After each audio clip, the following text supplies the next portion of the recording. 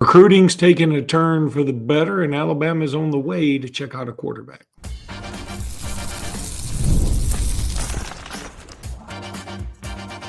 You are Locked On Bama, your daily podcast on the Alabama Crimson Tide. Part of the Locked On Podcast Network, your team every day. Hey, everybody. Welcome back into Locked On Bama, AHSA Radio Network's Luke Robinson. That's me. Alabama internet legend Jimmy Stein. That's him. This episode is brought to you by FanDuel. I'll talk about FanDuel in just a little bit. I want to thank you every day for being here every day. Thank you, newbies, for being here today. And thanks, everybody, for making this first listen every single day. You guys are the best. So, Jimmy, recruiting just never stops. We say it every podcast, really. But Alabama's on the way to check out a quarterback and have discussions with a quarterback in the Cincinnati area. Yeah, Matt Ponatoski, and I'm sure I'm totally screwing that up, but Matt P. He's up in Cincinnati. He's an interesting prospect because, I mean, some people rank him a top 10 guy nationally. This would definitely, the people like, oh, I don't understand. You need to sign an elite quarterback every year. Well, that's hard to do after you sign, the kid that's considered the number 1 or number 2 quarterback in the country one year. Signing a 5-star blue chipper in the following class is very tough because he's quite aware of who he'll have to compete with virtually his entire career. And that it just makes it really hard, to say nothing of your salary cap, by the way, because quarterback's the most expensive position. And if you just load up that room with nothing but really expensive quarterbacks, then you're going to have, basically walk-ons starting at other positions because you don't have enough money to fill out your roster. So that's a thing too. But the quarterback from Cincinnati is really interesting because he is a national top 10 guy. The reason he's signable is because so many top programs aren't too interested in him, having nothing to do with his football ability, but he is an extremely talented baseball player. And he is a projected high pick in the major league draft. So it could be a situation kind of like in the 80s and 90s. It seemed like we dealt with this more than we deal with it now. But you could sign this guy and then lose him to Major League Baseball.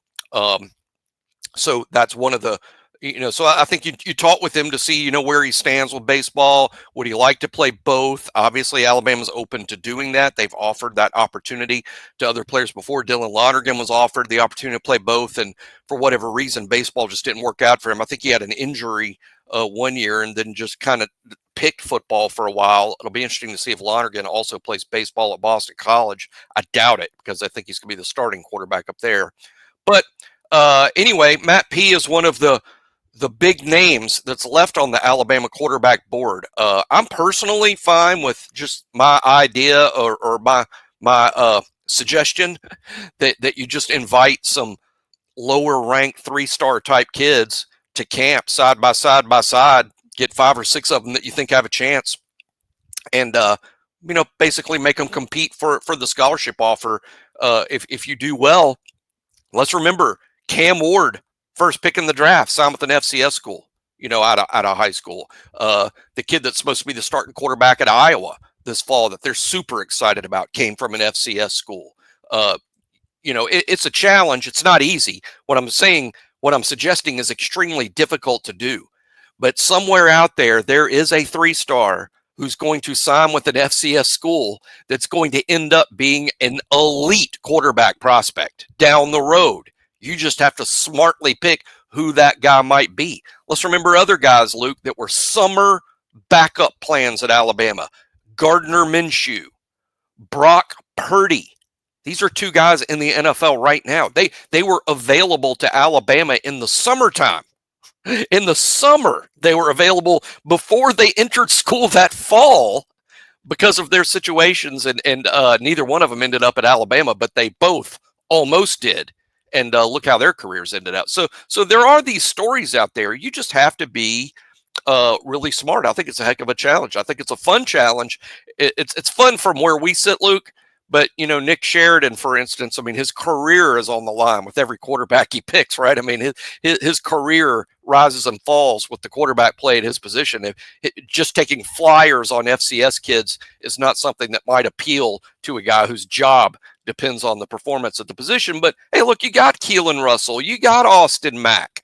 I mean, you don't have, and they're young players. You You don't have to sign a guy that's going to be ready in year 1 or 2. And there's always the portal, break portal in glass of emergency, right?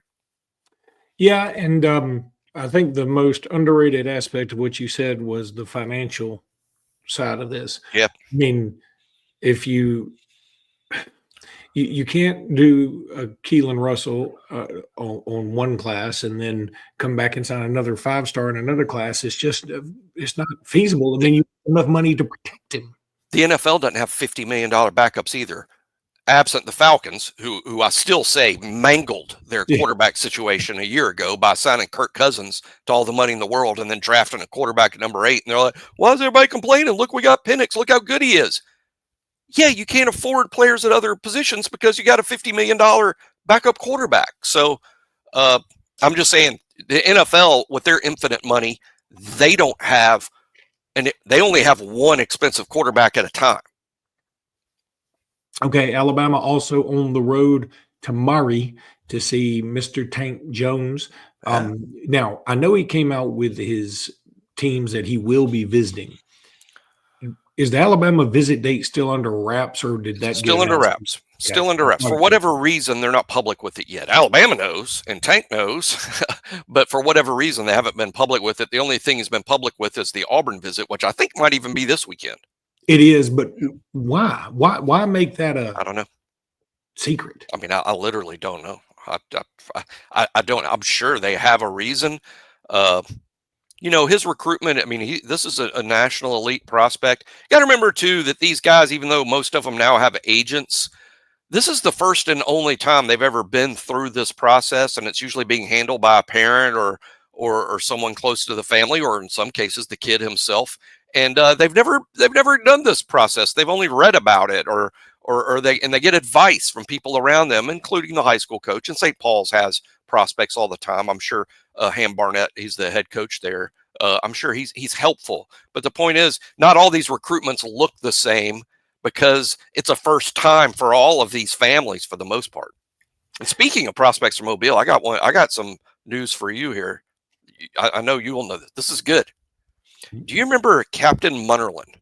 Oh, man, yeah. He went to South Kakalaki, and then he played for the Carolina Panthers for a while. And the Vikings, yeah. Yeah, he played for the Vikings, too, yeah. Yeah, so an underrated player from Mobile, not offered by Alabama and Auburn, signed with South Carolina, had a great career, then went to the NFL for several years. I mean, he wasn't just a, hey, cup of coffee guy in the NFL. He was in the NFL and a good player for 6 or 8 years. This will make you feel old. It makes me feel old. Captain Munnerlyn has a son who just finished up his 8th grade year. What? 8th grade son. Yeah, it just seems like, wasn't Captain Munnerlyn around just like 5 years ago in South Carolina? But his son just completed his 8th grade year and will be playing high school football for the very first time in 3 months. Already has offers. From whom? Memphis offered him, and I know that's not exactly the SEC yet, but he is in the 8th grade. Yeah. but Dad was one heck of a player. By the way, Dad was a safety. Son is 6'1", 182 in the 8th grade. In the 8th grade. Good Lord. Yeah. So it sounds like he could actually grow into a linebacker perhaps in high school.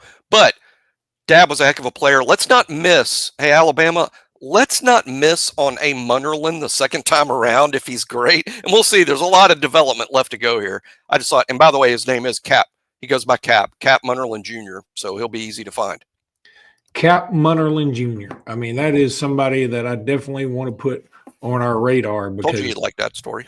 He was a dude. Captain Munnerlyn was a dude. You and I, back before we were doing podcasts and stuff, used to talk about him, about how, man, I wish we had that guy. And one of my worst evaluations ever. I didn't think he was an SEC player either, and I watched him play. But you know why? What huge mistake I made, which I never made again. That's why I like this guy so much. I remember I even wrote down notes back then. I wrote down, extremely fast, doesn't appear highly skilled.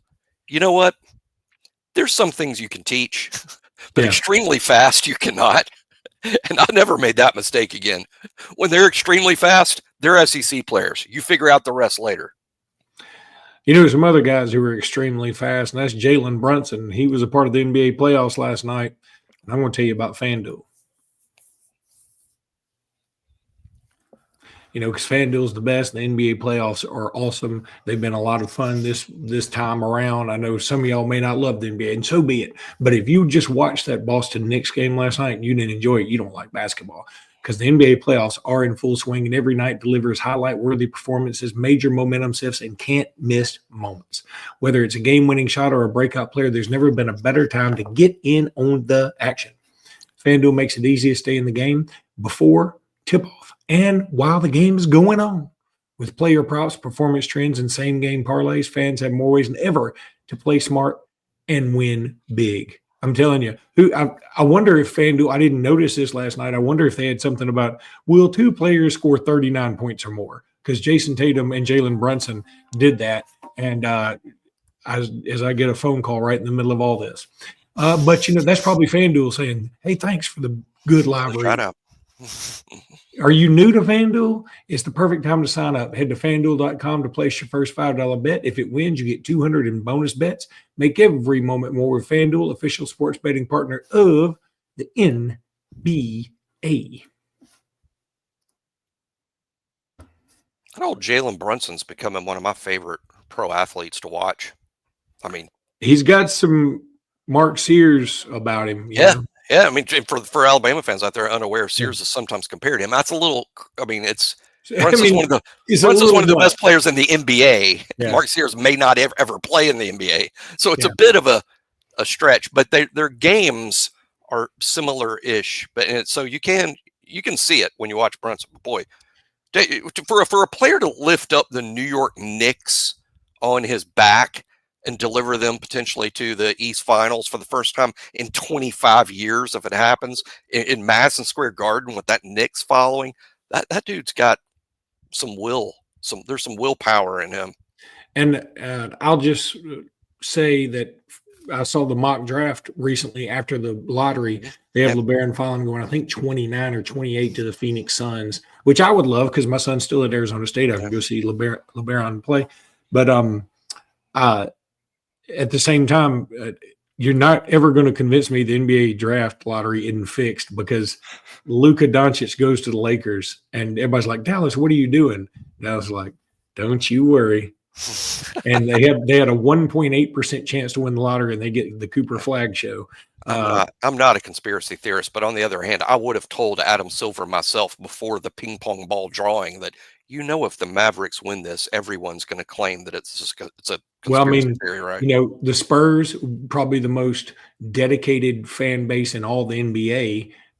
They get Victor Wembanyama last year. They needed a spark.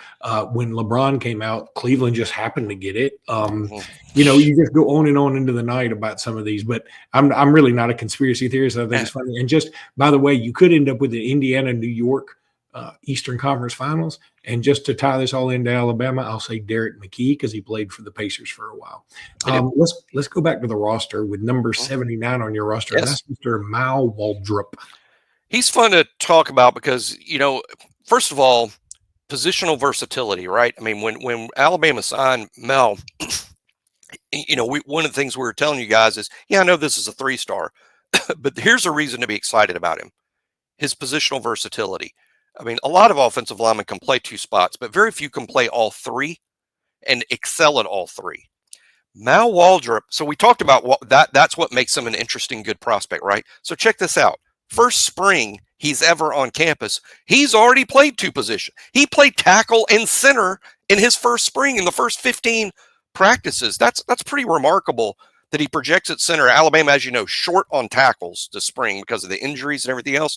Mal Waldrop's a good dude they put out there, and he played some tackle. And again, I'm not saying he stood out. I'm not saying he's going to play this fall. If I was, he wouldn't be down here at 79. I mean, I think he's going to redshirt. But I really like the fact that here's a guy that can play center, he can play guard, he can play tackle. He was a starting tackle at Central Phoenix City in his senior year playing against great competition. When you play Central Phoenix City, you're practicing against good players, to say nothing of who you face on Friday night. He'll be ready to play early. He can play any of the spots. I'm not saying he's Barrett Jones. That's nuts. That's like comparing Mark Sears to Jaylen Brunson. That's nuts because of what Barrett Jones accomplished, but same size, similar intangibles, can play center, guard, tackle. let's not hope he's Barrett Jones because that's just silly. But what if he's half of Barrett Jones? I mean, that's a guy you would take 100 times out of 100. So I'm really high on Mal Waldrop's future because he's a plug-in guy. I mean, where do you need, like next year when he's a redshirt freshman, he's playing, where do you need a 2? Where do you need a second team player next year? Do you need a second team center? Do you need a second team tackle? He's your guy. So I'm really high on Mal Waldrop. He is down here at 79 on the roster ranking because we project him to redshirt. Offensive linemen, most of them redshirt. Many of them go on to have stellar careers. Hopefully we'll see him in a couple games this fall and he can maintain that shirt. But he's a guy, Luke, that just like the first 3 we've talked about, he stands a good chance to be as high as a second team player in his year 2, which is a heck of a thing to say. So I'm excited about Mal Waldrop, considering he wasn't a 5-star top 100 type player. I think his future is really bright.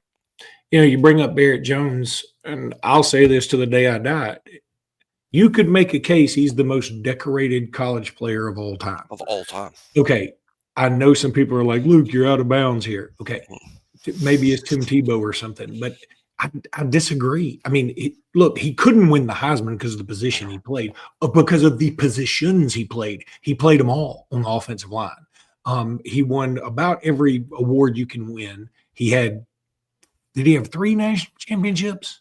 Yeah, because he was on the 9 team and 11 and 12 and the captain on a national championship team and all SEC at multiple positions. Try to find that guy. I mean, All-American. I mean, just on and on into the night. I know he did. Again, I'm not saying he's the best offensive lineman that's ever been. He's not. He's the most decorated, though. And I mean, look, even though as much as I love a John Hanna or an Andre Smith or, Psycho or Cam Robinson, any of these guys that have been awesome offensive linemen through the years, I wonder if those guys that I mentioned, plus the litany of others that are on Alabama All-American list, could have played all 3 positions. My guess is no. And play all 3 positions at an all-star level. And he's just a good example of how you don't have to be a great offensive lineman. You don't have to necessarily rack up, enough pancakes to have an NIL deal with IHOP. You just have to get your guy effectively blocked. Snap after snap after snap after snap, no leaking, no mistakes, ice cold, just maybe not physically dominant. And I think he had some injury issues that hurt his NFL career, but Barrett Jones was one of the most effective offensive linemen in Alabama history. And like Luke said, decorated as a Christmas tree. Not only that, he was incredibly smart. He was academic All-American, I think. I mean, look, maybe I'm just making up stuff now. That's true. He was like a 5.0, 5 stars and a 5.0 GPA. Yeah. Look, again, if Mal Waldrop is half of Barrett Jones, Mal Waldrop has had a hell of a career at Alabama. That's the bottom line. Maybe one day Mal Waldrop will need Monarch Money because he'll have so much money that he'll need to check it out and see what's going on. And look, have you ever checked your own bank account and wondered where'd all my money go? Between dining out, online shopping, and entertainment, it's easy to lose track. That's where Monarch Money comes in, your personal CFO, giving you full visibility and control over your finances. Monarch Money isn't just a budgeting app. It's a complete financial command center. You can track all your accounts, investments, and spending in one little old place. So you stop just managing your money and you start building wealth. You want to take control of your finances? You do that with Monarch Money. Use code LOCKEDONCollege at monarchmoney.com, 50% off your first year. If you use code LOCKEDONCollege, 50%. That's Monarch. Monarch Money is already saving you money, and it's an app that saves you money, and it's like literally doing that. That's monarchmoney.com, code LOCKEDONCollege for half off your first year. Monarchmoney.com. Use that code LOCKEDONCollege, all one word, for half off your first year. That's monarchmoney.com. With our sponsors today, you win your money on FanDuel, probably by betting on the Oklahoma City Thunder to win the NBA championship like I would do. You bet on, you make your money on FanDuel, then you manage that money with Monarch. That is very well said. I I do like that a lot. And now I'm not sure Monarch Money would tell you to bet your money, but that's okay. Well, I do like where you're going with this because FanDuel was the first sponsor mentioned. So we're going in order. We're going in order. Bet. So and with all that money, but I'm gonna. All right, I thought this was an interesting thing, and maybe you and I do our own a little later, but for now we're going to piggyback off BOL. They are doing their top 25 most important players. I think that's the key phrase there, right? Important, because that's different than like our roster ranking is best. I mean that's who are the best players on the team 1 through 82 in a ranking. It's not important, but Charlie Potter at BOL, he's going with most important player. And let's start with, we're not going to break down all of these necessarily, but he's got number 25, Alex Asparov. And of course, famously from the Colorado School of Mines. No, he's not. That's the other guy. Oh, that's the other guy. So he's not famously from there. He's famously not from there. He's infamously not from the Colorado He's School of Mines. Infamously not from there. He's from high school. Yeah, Alex is the high school kicker. And that's right. I thought it was interesting that Potter, because Blake Dowd is the School of Mines portal transfer, and he punted all spring while Alex was out hurt. And here's Potter basically stating that Alex is going to win the punting job, which is news. The same thing. Which is news. It's not Blake Dowd. Because I thought we had a real gem in the guy from the Colorado School of Mines. Mines? I keep saying mimes, and if you say Jim, you have to say mines. I know. If it's comedy, we go with mimes. I can't screw up my own pun. I should be quiet like a mime. But anyway, so Alex Asparov at 25. That's what I was going to say. Like, at first, I want to say so much that's so wrong. Like, no way that he's our 25th best, our most important player. And then I was like, well, wait a minute. We got a bunch of new stuff going on offense. So we might have some series that don't go so well. So maybe a punter is a lot more important. And therefore, the only play, see, that's also the ceiling for important players for a punter is 25. If you say, okay, we're going to do our 25 most important players, the ceiling for a punter is 25. If you put him any higher than that, you're like, we're in trouble this year. Yeah, and Burnup, for instance. I had when I was ranking the roster and James Burnup was the punter, and before that, J.K. Scott a few years ago, it's hard to rank the punter. It's even when the punter's super elite. Like, we have a super elite punter. He's one of the best players on the team. He might do his job better than anybody else on the team does their job, but you can't rank him too high because I don't know. To me, I'm always going to deflect and point to the NFL draft and say, hey, I'm right about ranking these guys low, because if I was wrong, look where the NFL drafts these guys, if they draft them at all. And that's why they kind of get the short shrift, right?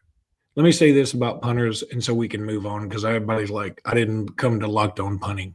But I'll remember 3 punters till the day I die. I'll remember Reggie Roby, because I love the Miami Dolphins and he wore a wristwatch. And let's also call it what it is. He was, I think at the time, the only African-American punter. And I love the Dolphins, and he was an awesome punter. Me and my friends all the time say, we're just over here kicking it like Reggie Roby. That's awesome. I'll remember Chris Moore, because he's the punter that was Alabama's punter when I really, really fell into like, all right, I'm going to start learning more about Alabama stuff. And I'll always remember J.K. Scott, who I said the ceiling was 25. If J.K. Scott was on this team, I'd put him in the top 10 because J.K. Scott was that good. He's the best punter that's ever been in Alabama for sure. Burnup was up there, by the way, but J.K. Scott's the best punter I've ever seen at Alabama. And I saw Chris Moore too. And I'm with you, Luke, that Chris Moore is my first favorite Alabama punter. He's unbelievable and had a long career in the NFL. Now, Jamarian Latham is number 24, and Richard Young is number 23. We're going to combine these two before we get to number 22, who they came up with today. Richard Young seems high to me. It's scary high to me because he's so unknown. That is wild. I'm not 100% sure he'll be the number 2 back or the number Agreed. 1 back. I'm not 100% sure. I think he will. I'm going to go conventional wisdom and say the top 2 backs of the season will be Jam and Rich Young. That's what I think. But am I running to FanDuel to bet on that? No. Monarch Money tells me not to do that. You better bet Monarch money in Monarch. Yes. Monarch's going, don't bet on that. Okay, so what about Jamarian Latham at 24? By the way, I think Richard Young's too high. I think Latham's too low.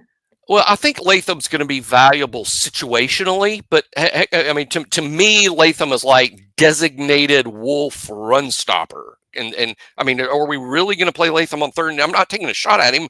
I just question how effective he's going to be as a pass rusher at a position where you've got to be not just good, but great rushing the passer. I think it's one of the number one issues Alabama faces is pass rush from the Wolf position. It's got to be much better this year. I'm not sure he's the answer, but he could be a huge help stopping the run. And let me tell you, I watched South Florida game again last week. We lost to Oklahoma. We lost to Vanderbilt. We didn't do such a great job at stopping the run. And maybe Latham is going to be a huge help in that regard at that spot. That's what he's built to do. Then they have number 22 today, Deshaun Jones. I mean, for me, it's also a little high. And the reason I think it's high is because I think he may even be overtaken this year by a freshman.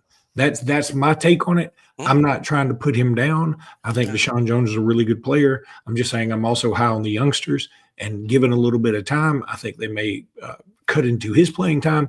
But I understand where he's coming from because you need some experience back there. Yeah, he's starting Husky right now, and I'm sure that's justifies Charlie's putting him there because he's the starting Husky. But I agree with Luke in this one sense for sure that if any of our DBs lose their starting job, I mean, right now the starters are Zabian and Damani at corner and Keon Sabb and Bray Hubbard at safety.